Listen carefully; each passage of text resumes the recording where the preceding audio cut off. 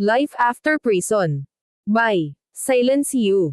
Kabanata 2251 hanggang 2260.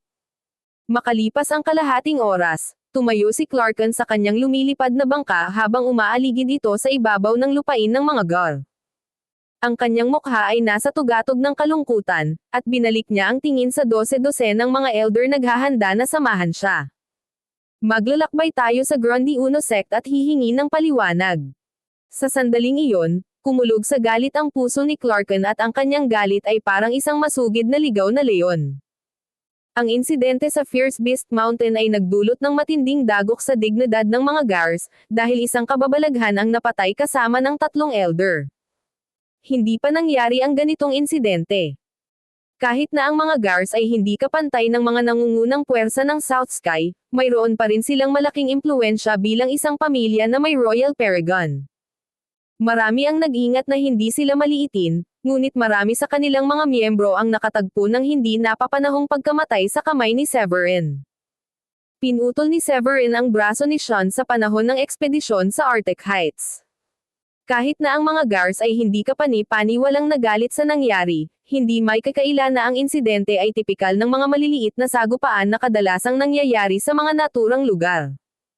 Kaya ito ay naging isang medyo nakakalito na sitwasyon para sa isang Royal Paragon tulad ni Clarken na mamagitan. Gayunpaman, ang sitwasyon sa Fierce Beast Mountain ay iba, ito ay isang tahasang paghamak sa karangalan ng guards. Kung si Clarken ay hindi tumugon ng tiyak, ang mga guards ay nanganganib na maging paksa ng panlilibak sa hinaharap. Matapos isaalang-alang ang lahat ng iyon, isang nakamamatay na kislap ang bumungad sa mga mata ni Clarken habang pinasakay niya ang kanyang bangka patungo sa langit at ini-navigate ito sa himpapawid. Samantala, sa loob ng Grundy Uno sect, si Oscar ay nakaupo sa pangunahing upuan at nasa gilid ng 9 na Peakmasters sa magkabilang panig. Naramdaman ni Miles ng The Seventh Mountain ang bigat ng sitwasyon pagkatapos suriin ang seryosong kilos ni Oscar at makita ang masikasong mga ekspresyon ng kanyang mga kasamahan. Ang 9 na Peakmasters ay ipinatawag lamang kapag may naganap na makabuluhang kaganapan. Napagtanto na malamang na iyon ang nangyari, natarante si Miles habang nagtatanong. May nangyari bang seryosong importante? Kaya mo ba kami tinipon dito ngayon? Ang pagtatanong ni Miles ay nagtulak sa iba pang mga Peakmaster na ituon ang kanilang atensyon kay Oscar. Nagtataka din sila gaya niya. Inilapag ni Oscar ang tasa ng mainit na tsaa sa mesa at mahinang bumantong hininga. Ganyan talaga. Pagkatapos ay ikinwento niya ang pakikipagtagpo ni Severin sa Sean at sa mga elder ng guard sa kanyang pagsalakay sa Fierce Beast Mountain. Nakarehistro ang pagkabigla sa mga mukha ng Peakmasters habang hinihigop nila ang salaysay. Ano? Pinatay ni Severin ang kababalaghan ng mga guards at ilang elder na Paragon level. Ito ay mahirap. Ang mga guards ay hindi basta-basta papayagan. Sa isang banda, namangha sila sa biglang paglakas ng lakas ni Severin. Ang pagkatalo sa Level 2 at Level 3 Paragon ay isa ng tagumpay sa sarili nito, at ang mas kapansin-pansin ay ang kanyang makitid na pagtakas mula sa isang Level 9 Paragon tulad ni Fabian. Sa kabilang banda, nanginginig ang kanilang mga anit nang magsimulang pumasok ang kanilang malungkot na katotohanan. Ang pagkamatay ng napakaraming miyembro mula sa guards, lalo na ng isang kababalaghan, ay nangangahulugan na malabong hayaan ng mga guards na ipagpatuloy ang bagay na ito. Ang posibilidad ng ilang mga Paragon na patungo sa Grundy Uno sect na nasa isip ay ang paghihiganti. Nagkaroon ng hindi sinasabing tuntunin sa loob ng bilog ng pagkamit ng South Sky na ang mga disipulo mula sa mga pangunahing sekta at pamilya ay hindi dapat mawalan ng buhay at magdusa lamang ng matinding pinsala sa karamihan. Bilang pinakamalakas na puwersa sa South Sky, halos walang nang-ahas na pukawin ang mga individual mula sa 4 na pangunahing sekta at 3 pangunahing pamilya. Kahit na ang mga puwersa ng pantay na lakas ay magpapakita ng ilang antas ng pagpigil dahil sa reputasyon ng kanilang kalaban. Dahil sa pagunawang iyon, tiyak na mauunawaan ng isang tao ang galit na umuusad sa loob ni Clarken nang malaman ang pagkamatay ni Sean at ilang mga elder. Huminga ng malalim si Miles at nakakunot ang noo niyang sinabi. Kung maaari, sect leader, hindi ba mas mabuting linawin sa mga guards na ang lahat ng ito ay isang hindi pagkakaunawaan? Sa sandaling ipahayag niya ang kanyang mungkahi, biglang tumayo si Daniela, at isang dominanteng ekspresyon ang bumungad sa kanyang maselang mga katangian. Tayo ay isang subsidiary ng Grundy Uno Sacred Land, at sa makatuwid ay mayroon tayong ilang pangalan sa loob ng South Sky. Hindi namin dapat ay entertain ang mga Gars. Iminumungkahi ko na huwag na lang natin silang pansinin. Tumunog si Lishun mula sa Fifth Mountain na may malalim na boses. Pinatay ni Severin ang kababalaghan ng Dayform sect sa panahon ng ekspedisyon sa Arctic Heights. Ngayon ay may awayan sa pagitan ng Grundy Uno sect at ng Dayform sect. Ngayon ay pinukaw niya ang mga Gars. Kung ang kanilang Royal Paragon ay magpasya na gumawa ng isang bagay at makipagsanib puwersa sa Royal Paragon ng Dayform sect, ito ay tiyak na magdudulot ng problema. Ang sinabi ni Lishun ay nagdulot ng isang nakataas na kilay mula kay Miles, na malamig na sumagot. Maaari mo bang ipaliwanag ng detalyado ang ipinahihiwatig mo? Iminumungkahi mo ba na ibigay na lang natin si Severin sa kanila kung sakaling dumating ang kanilang dalawang Royal Paragon? Saway ni Miles, medyo napahiya si Lishun. Mabilis niyang ikanaway ang kanyang mga kamay at nagpaliwanag. Hindi iyon ang ibig kong sabihin. Nagsasabi lang ako ng katotohanan. Maaaring maghintay sa atin ang problema kung magsanib puwersa ang mga Royal Paragon ng Gars at Dayform sect. Kung mangyayari iyon, kung gayon. Pinutol ni Lishun ang kanyang pangungusap at iniwasang sabihin ang mga ito. Alam na alam niya ang mga implikasyon na ipinahiwatig niya, at pinag-isipan niya kung bakit naging walang ingat si Severin upang patayin ang mga taong iyon kung ang isang matinding pinsala ay magiging mainam upang may parating ang kanyang punto. Binigyan ni Severin ng matinding sakit ng ulo ang sekta. Kung hindi maayos ang lahat, baka hindi na siya makapasok sa Starry Sky Battle Space, lalo na sa Midland. Hindi magiging madaling makipag-ayos sa mga maharlikang Paragon ng Gars. Nang marinig iyon, umasim ang ekspresyon ng lahat, partikular na si Miles at ang mga nakahanay kay Severin. Sinuri ni Oscar ang mga reaksyon mula sa kanyang upuan. Ang iba ay nakasimangot, habang ang iba ay nag-iisip, ngunit wala sa kanila ang tila nagmumungkahi ng ganap na pag-atres. Nasiyahan siya sa sitwasyon at same time na nagpahayag. Si Severin ay isang preparatory disciple ng Grundy Uno Sacred Land. Inaako natin ang responsibilidad na protektahan siya dahil siya ang aming kababalaghan. Ang deklarasyon ay nagpadala ng panginginig sa buong kapulungan. Nilinaw ni Oscar na paprotektahan niya si Severin at titiyakin ang kanyang kaligtasan. Ang siyam na pinakamataas na master ay puno ng kumpiyansa, na nakadama ng kapangyarihan sa pamamagitan ng mga salita ni Oscar. Naunang bumangon si Miles at sinabing, "Tunay na kahanga-hanga ang iyong katwiran.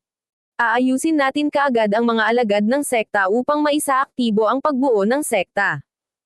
Pagkatapos ay bumangon siya sa hangin at nawala sa bulwagan sa isang bahid ng liwanag. Ang iba pang mga Peakmaster ay sunod-sunod na umalis upang ayusin ang mga disipulo ng kani-kanilang mga bundok. Sa paglabas ng ilan sa kanila sa bulwagan, ang lupa ay nanginig na parang isang lindol ang nangyayari. Isang galit na dagandong pagkatapos ay umalangaw-ngaw sa labas ng Grundy Uno sect.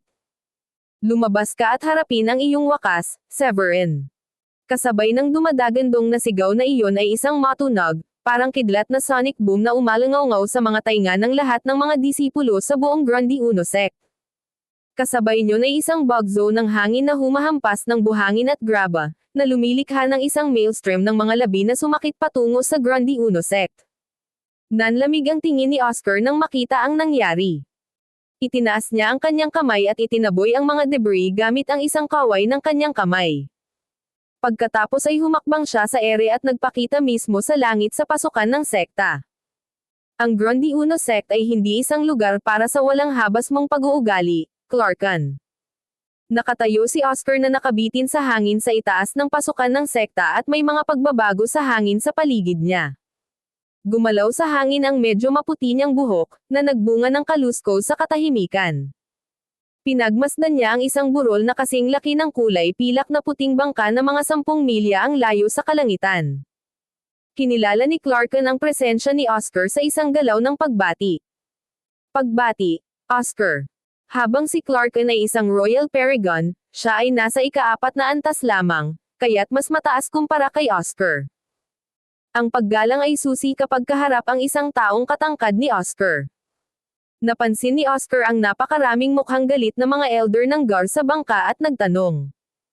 Nakikipagdigma ka ba sa sekta ko, Clarkan? Umiling si Clarkan at ipinaalam kay Oscar na pinatay ni Severin ang mga elder ng GARs.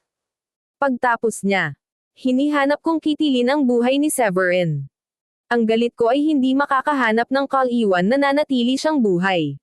Ang mga salitang ito ay nagdulot ng pagkabigla at hindi paniniwala sa loob ng Grundy Uno sect. Sa wakas ay nalaman ng maraming disipulo na pinatay ni Severin ang kababalaghan ng mga GARs kasama ang maraming elder sa antas ng Paragon, kahit na namamahala upang makatakas mula sa isang level 9 Paragon tulad ni Fabian. Nagsimulang mag-usap ang lahat tungkol sa ginawa ni Severin. Hindi ka panipaniwala. Hindi ko maisip kung gaano kalakas si Elder Severin. Napatay niya ang 3 Paragon at nagawa pa niyang makatakas sa mga hawak ng isang level 9 Paragon tulad ni Fabian. Sobrang halimaw si Severin. Masyadong mabilis ang kanyang pag-unlad na kahit ang mga batikang Paragon ng mga GARs ay hindi makakapantay sa kanya. Ito ay minarkahan ang unang pagkakataon sa kasaysayan ng South Sky na nagpa siya ang Royal Paragon ng GARs na personal na makitungo sa isang level 2 Paragon. Hindi mabilang na mga disipulo ang nagpahayag ng kanilang pagkamangha, na lumikha ng kaguluhan sa loob ng sekta. Sa Pearl Light Isle, napatingin ang lahat kay Severin na nag-iisa.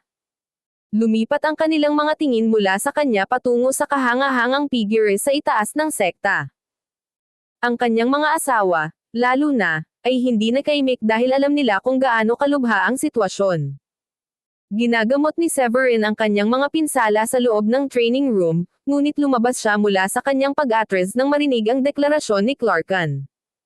Dahil alam niyang hindi siya basta-basta makakaiwas sa sitwasyon, nagpa siyang pumunta sa kinaroroonan ni Oscar.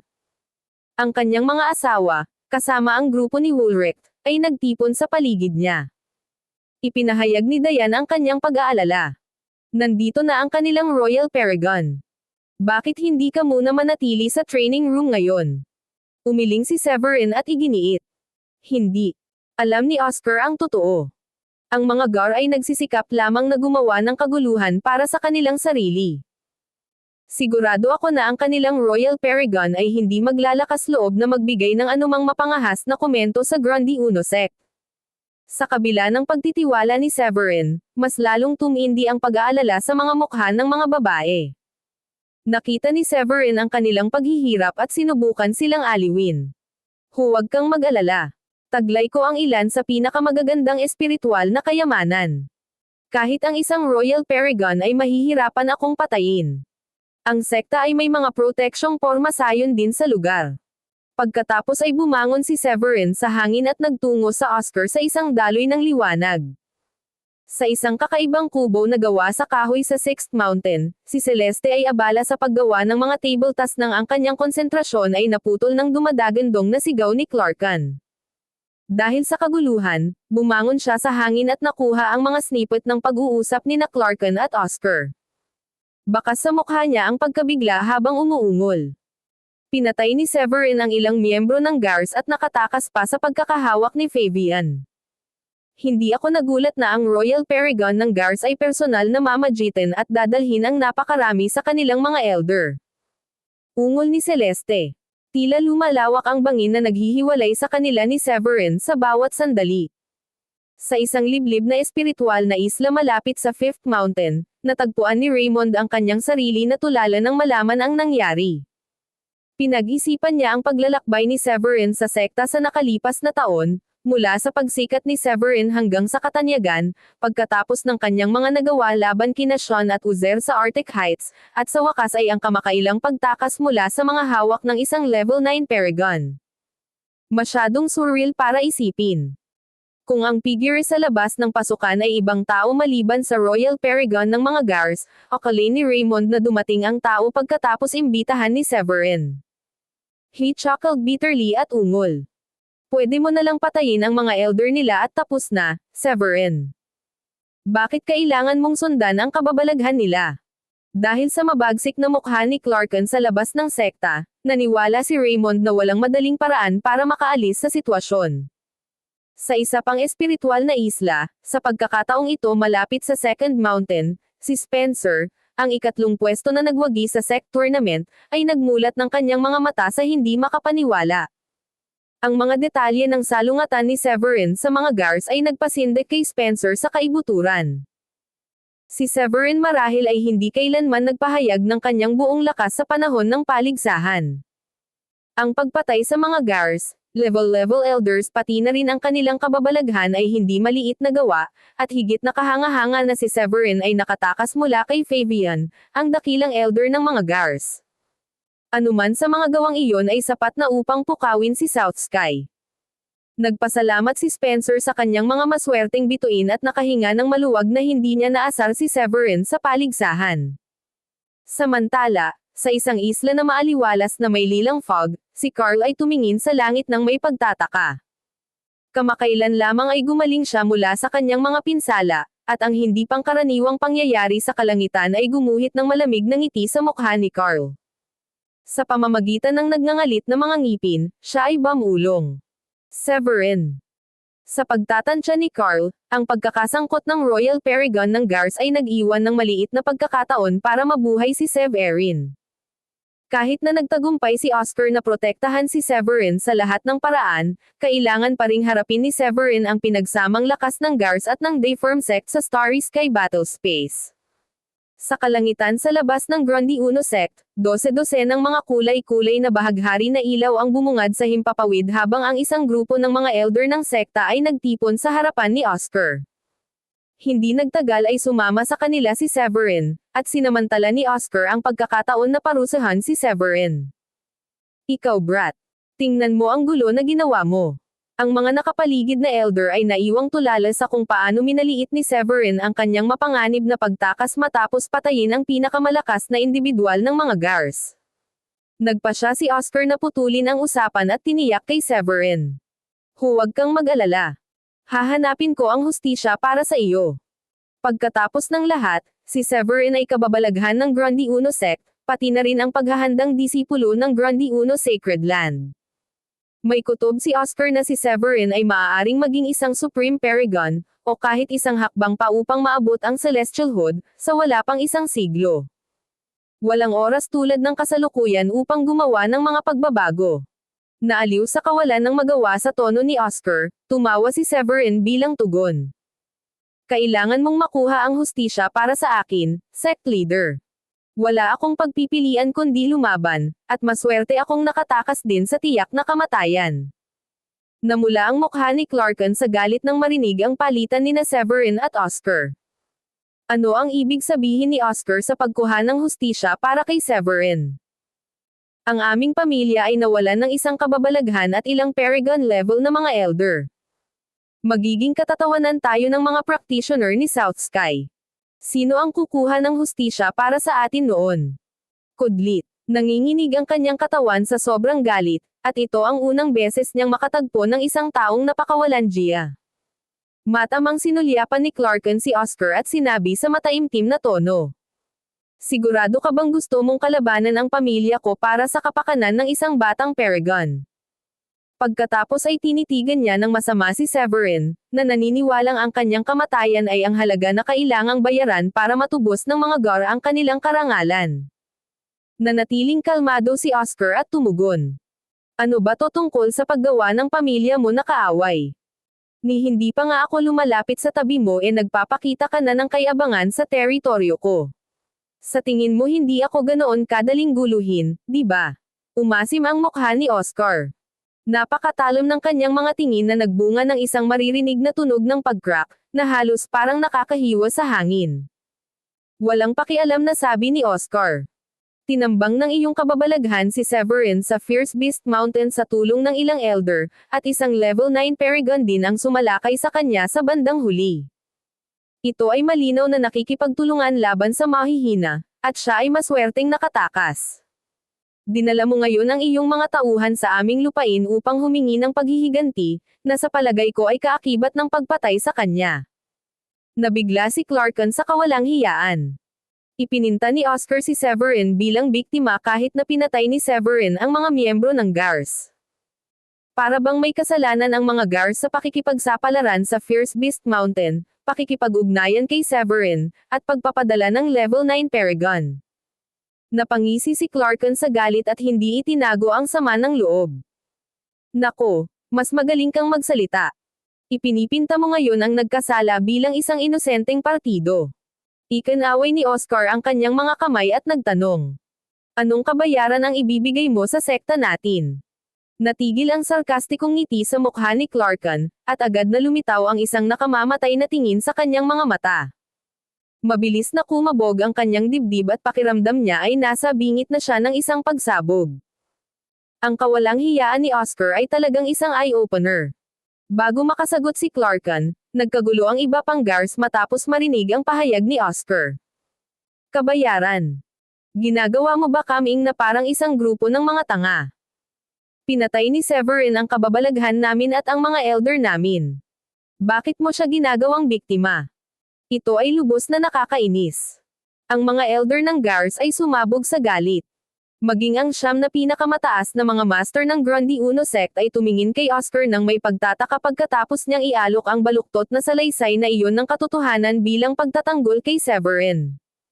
At muli, isinasaalang-alang ang katayuan ni Severin bilang isang preparatory disciple ng Midlands Grundy Uno Sacred Land, pinili nilang talikuran ang kanilang mga pag-aalinlangan at payagan si Oscar na gawin ang kinakailangan.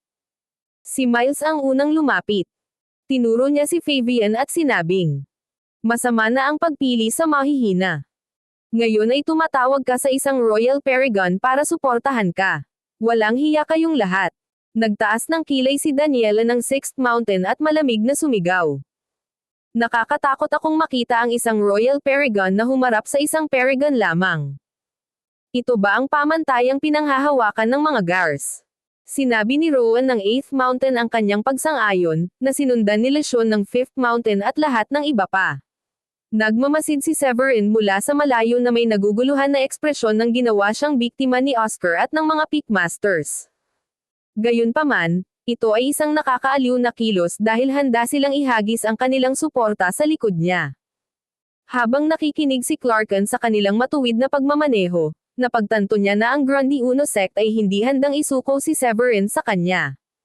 Nginitian niya si Oscar na may maamong ekspresyon at nagpahayag. Kung ganoon nga, hayaan na natin. Isang nakakatakot na aura ang lumabas mula sa katawan ni Clarken at bumaril sa kalangitan.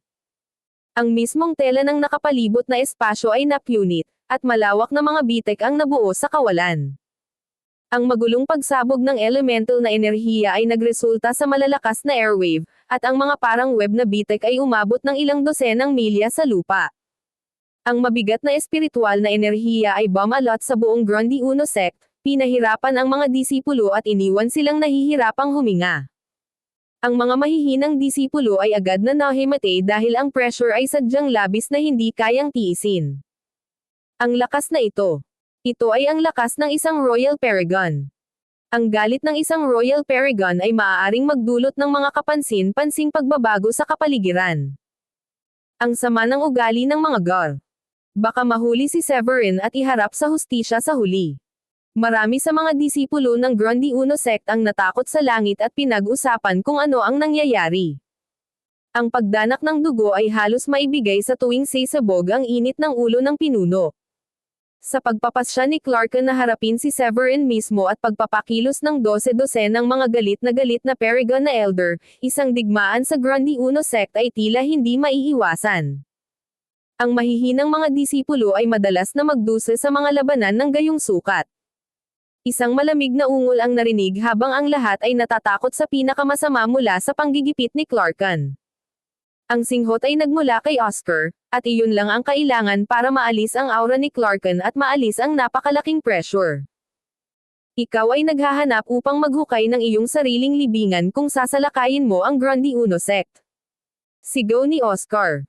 Humakbang siya pasulong at itinaas ang kanyang kamay para maghatid ng isang malakas na suntok patungo kay Clarken. Ang suntok na iyon ay palm unit sa kawalan at nagbuga ng nakasisilaw na pagpapakita ng elemental na enerhiya. Maging ang liwanag ng araw ay tila lumabo sandali sa pag-ataking iyon.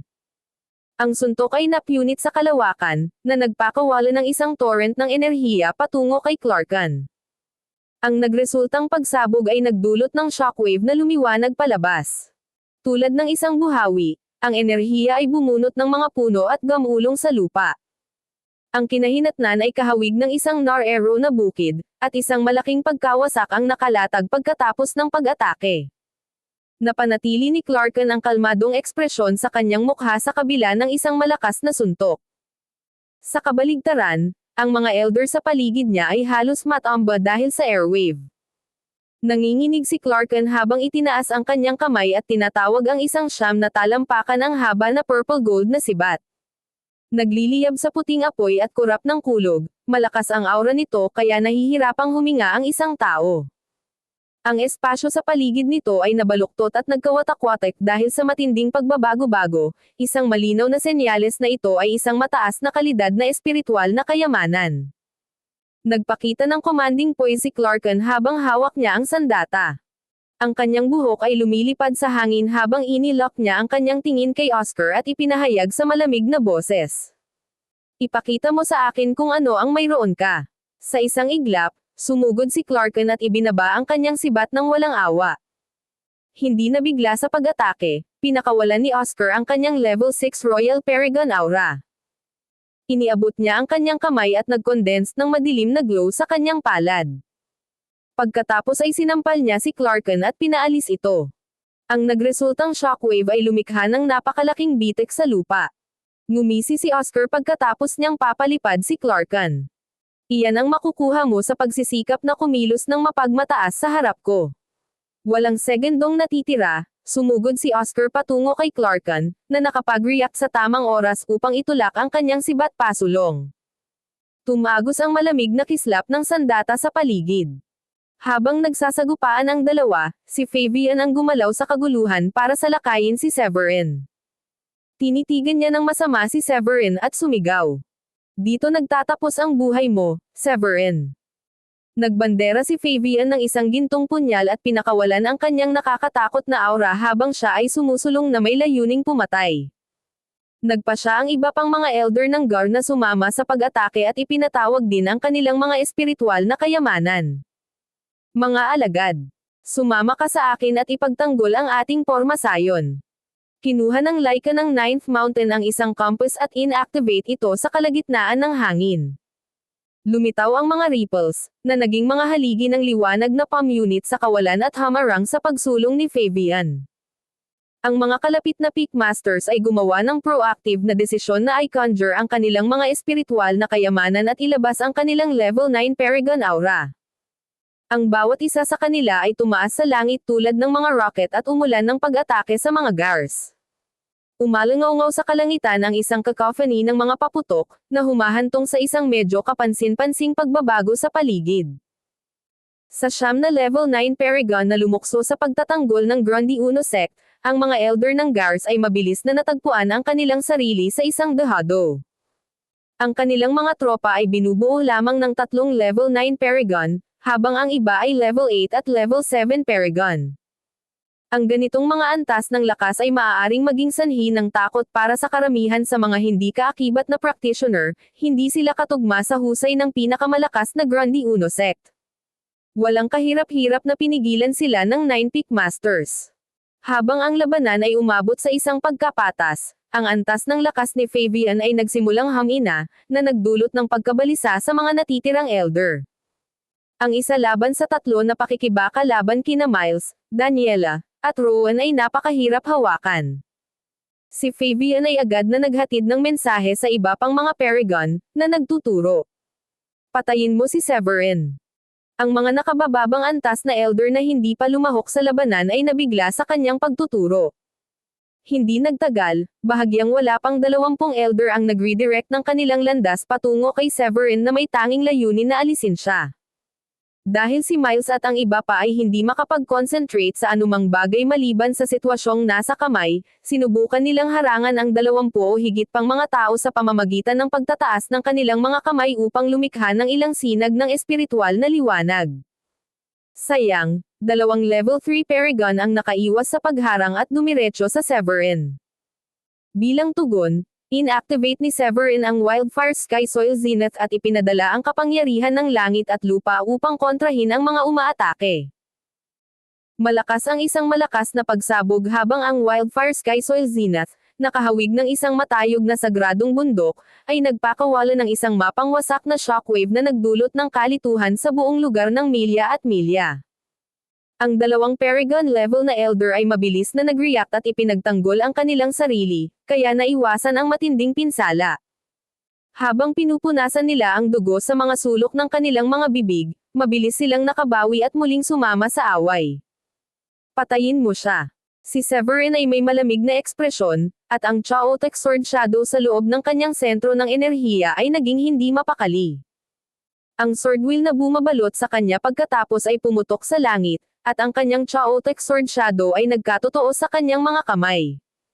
Bawat isang alagad na may hawak ng espada sa Grundy Uno sect ay naramdaman na ang kanilang mga espada ay umalangaw ng hindi mapigilan bago lumipad sa hangin. Hinawakan ang Chaotic Sword Shadow, kumikinang ang mga mata ni Severin na may layuning mamamatay tao habang ang napakalaking kapangyarihan ng langit at lupa ay umagos sa maliit na espada. Hindi nagtagal ay tumindi ang aura nito, at nagbuga ito ng magulong itim dilaw na kinang habang umaalingaw ng malakas na espada. Putulin sila. Utos ni Severin. Ang Chaotic Sword Shadow ay bumaril pasulong, napunit ang mismong tela ng kalawakan, na nag-iwan ng napakaitim na puwang sa kawalan. Ang anyo ng espada ay lumipat na parang isang ilusyon, na naging hugis arco na gintong sword beam sa sumunod na segundo. Pagkatapos, tumaas ito ng 100 talampakan sa isa pang segundo, at pinaliwanagan ang buong kalangitan ng gininto ang glow sa pangalawa pagkatapos nito. Ang maliwanag na pagpapakita ng liwanag ng espada ay nakatarget na sa mga elder ng Gars mula sa sandaling ito ay nagpakita. Imposible ang pagtakas. Pinunit ng liwanag ng espada ang kanilang mga katawan at naging isang spray ng dugo ang kanilang anyo. Sumunod ang isang nanginginig na boom, na lumikha ng bangin na libu-libong talampakan ang haba. Ang natitirang espada ay patuloy na pasulong, papawiin ang lahat sa loob ng landas nito. Si Clarken ay nakikibahagi pa rin sa mid-air combat kay Oscar nang makita niyang pinatay ni Severin ang dalawa pang elder ng kanyang pamilya. Ang kanyang mga mata ay puno ng isang mabangis, mamamatay tao na layunin, na para bang siya ay lumabas mula sa kailaliman ng isang bundok na puno ng mga bangkay. Severin. Siya ay umungal ng marahas. Bilang tugon, ang tanging narinig ni Clarken ay isang snicker. Hindi magandang ideya na hayaan ang iyong sarili na magambala. Pang-aasar ni Oscar habang sinasampal si Clarken.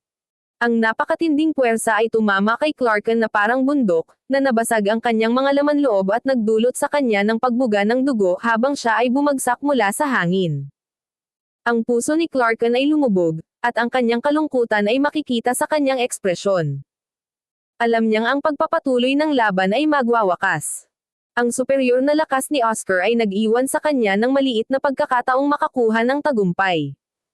Inaasahan niya na ang kanyang intervention ay magudyok kay Oscar na ibigay si Severin, ngunit pagkatapos lamang ng kanyang matunog na pagkatalo ay napagtanto niya ang kabuluhan ng kanyang mga inaasahan.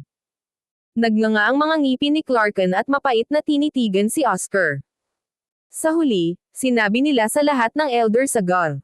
Itigil ang pag-atake. Aalis na tayo. Ang matunog na sigaw ay nagpaganyak sa natitirang mga Gars, na ang Kailanawan ay bumalik at pinalitan ang kanilang mas mataas na pagsalakay. Hawak-hawak ni Fabian, na patuloy pa rin sa pakikipagsabungan kay Miles at sa iba pa, ang kanyang espiritual na kayamanan na kumikinang ng maliwanag. Ang aura mula sa kanyang sandata ay nagmula sa kanya bilang isang sentro at hiniwa sa hangin sa isang pabilog na hugis. Habang umiiwas si Miles at ang iba pa, sinamantala ni Fabian ang sandali upang umatras sa tabi ni Clarken. Hindi nagtagal, nagbalik ang 12-dosenang galit na elder ng Gars na may iba't ibang pinsala sa kanilang katawan. Ang mga bangin na inukit sa lupa ng napakaraming liwanag ng espada ay nagpalalim lamang sa pagkabigo ni Clarken, na nagdulot ng malungkot na kadiliman sa kanyang mukha. Dinala niya ang halos 80 sa kanyang mga elder, kabilang ang mabigat na Fabian at 2 level 8 Paragon. Sa huli, Marami ang nasugatan, at itinuring niya ito bilang isang personal na pagsuwi na pinatay ni Severin ang isa pang dalawa sa kanyang Paragon level na Elder. Sa kabila ng kanyang ayaw na pumayag, natagpuan ni Clarken ang kanyang sarili na walang magawa upang harapin ang sitwasyong nasa kamay.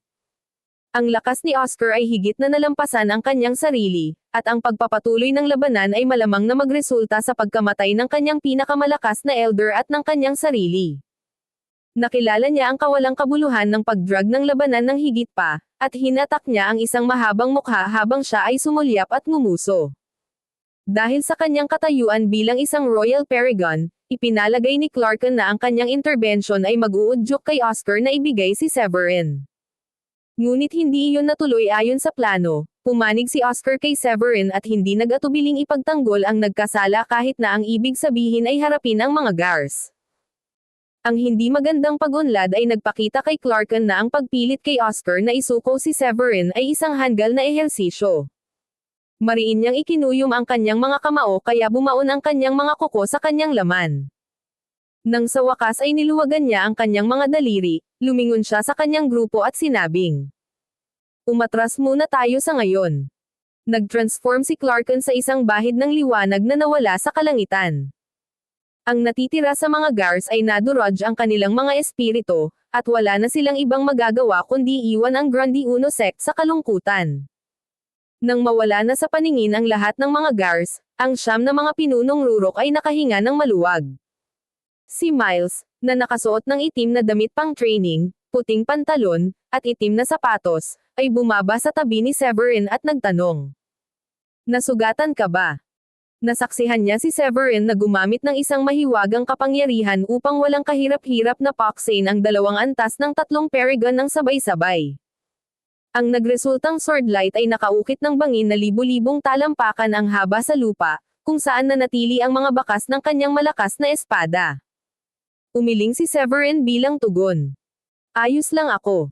Ang kanyang trump card ay isang simpleng pamamaraan na magwawakas sa buhay ng kanyang kalaban sa sandaling ilabas niya ang kanyang espada, at ang 2 level 3 Paragon ay hindi nagdulot ng anumang banta sa kanya. Napangisi si Miles nang makitang walang sugat si Severin. "Nalagpasan ko na ang mga atake ng ilang Paragon sa iyo. Sana hindi mo makalimutan ang gesture na ito." Nakangiting tumango si Severin. "Lagi kong tatandaan ang tulong mo." Naunawaan niya na ang 9 na Pickmasters ay nanindigan para sa kanya dahil may gusto din sila dito para sa kanila. Walang librerag tanghalian, ganoon karami, inamin niya. Ang iba pang mga pinuno ng rurok ay patuloy na nagpahayag ng kanilang pag-aalala para sa kanya. "Hahaha. Walang dapat ikabahala ang mga gar. Maaring magalit si Fabian hanggat gusto niya, ngunit hinding-hindi namin siya papayagang maglagay ng daliri sa iyo," sabi ng isa pang Pickmasters. "Gayunpaman, dapat kong idagdag na ngayon ay natamo namin ang walang tigil na galit ng mga guards dahil sa iyo." Mataimtim na tiningnan ni Severin ang 9 na Pickmasters. "Hindi ko makakalimutan ang kabutihang ipinakita mo sa akin ngayon." Unti-unting bumaba sa ere si Oscar at mahinahong sinabi sa kanya, "Dahil ayos ka lang, sa tingin ko, dapat ka munang bumalik sa Pearlite Isle ng mag-isa. Ako na ang bahala sa lahat ng iba pa rito." Sa wala pang kalahating buwan na natitira bago ang Starry Sky Battle Space, umaasa si Oscar na magagamit ni Severin ang panahong iyon upang pinuhin ang kanyang natamo. Ang pagkapanalo sa Starry Sky Battle Space ay maaaring masyadong mataas na inaasahan, ito ay higit sa lahat na mahalaga na si Severin ay dapat magkaroon ng ligtas na pagbabalik. Pagkatapos ng lahat, si Severin ay isang preparatory disciple ng Grundy Uno Sacred Land, hawak niya ang potensyal na gumawa ng kasaysayan sa Midland sa loob ng ilang taon, lalo na sa sandaling nakamit niya ang isang pambihirang tagumpay sa antas ng 5 Paragon. "Salamat, Sect Leader." Seryosong sagot ni Severin. Nawala ang kanyang ngiti sa kataim-taiman habang pinagdaop niya ang kanyang mga kamay ng may paggalang at nag-aalok ng kanyang taos-pusong pagpapahalaga. Bilang isang pinuno ng sekta, may pananagutan siyang protektahan ang kanyang mga alagad, at ang pagnanais na iyon ay lalo pang lumakas nang makita niya ang pagmamataas ng mga guards sa kabila ng kanilang medyo katamtamang lakas. Bilang pinuno ng Grundy Uno sect at isang kilalang tao sa South Sky, kailangan niyang panatilihin ang mga koneksyon sa Grundy Uno Sacred Land sa Midland. Ang kapangahasan ng mga Gars bilang pangalawang rate na puwersa sa South Sky ay Keitawatawa, para sabihin ang hindi bababasa. Nagpapasalamat si Severin at tumalon sa ere para bumalik sa Pearlite Isle. Hindi nagtagal ay bumalik na rin sa kani-kanilang mga tirahan ang Peakmasters at Elders. Ikinaway ni Oscar ang kanyang kamay at sinabi, "Huwag mo nang banggiton ang tungkol doon.